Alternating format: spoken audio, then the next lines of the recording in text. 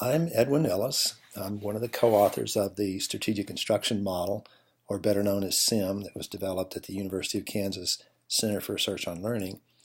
In this video, we're going to be focusing on one of the DVTs titled Phenomena Essentials.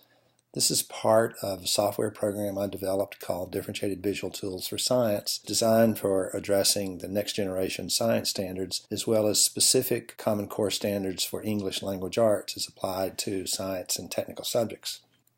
So we'll start with the name of the phenomena, and then what we're going to do is analyze its distinctive features, and we're going to divide those into three areas. Features that are always present, sometimes, or never present. This work was based on the seminal work of Jan Bulgren and her colleagues at the University of Kansas Center for Research on Learning. One of the things that Bulgren found is that when you're teaching an abstract concept like a phenomena, it's very effective to take the various features associated with the phenomena and divide them up into those that are always associated with the phenomena, those that are sometimes but sometimes not associated with it, as well as features that you simply wouldn't associate with the phenomena. We're also going to take a look at what are the various factors that affect or influence the phenomena, as well as factors that the phenomena affects or results in.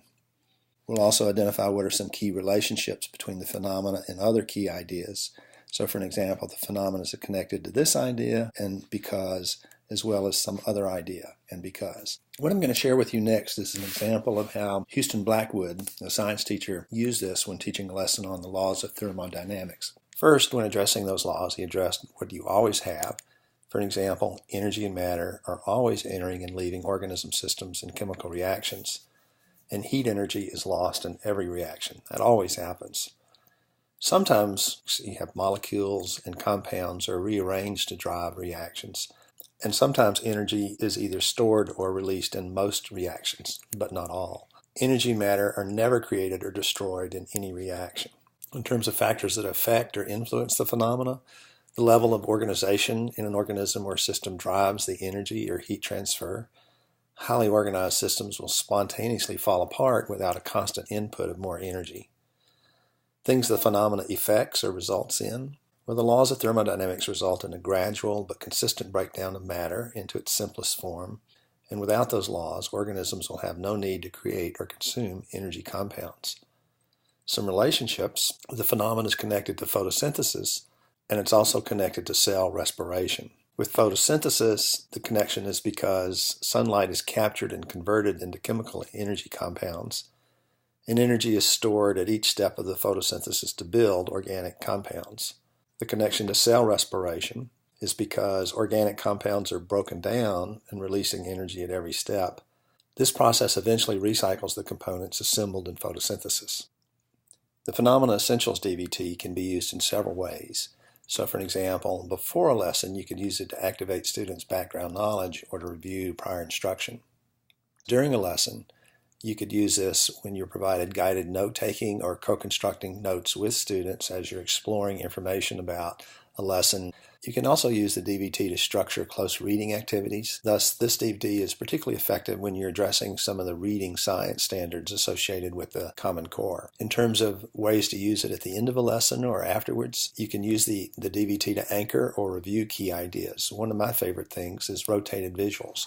We'll divide the class into groups. Each group will have a different DVT. One of the groups will have this one. You have each group identify one idea on their DVT, and then you pass it to the next group.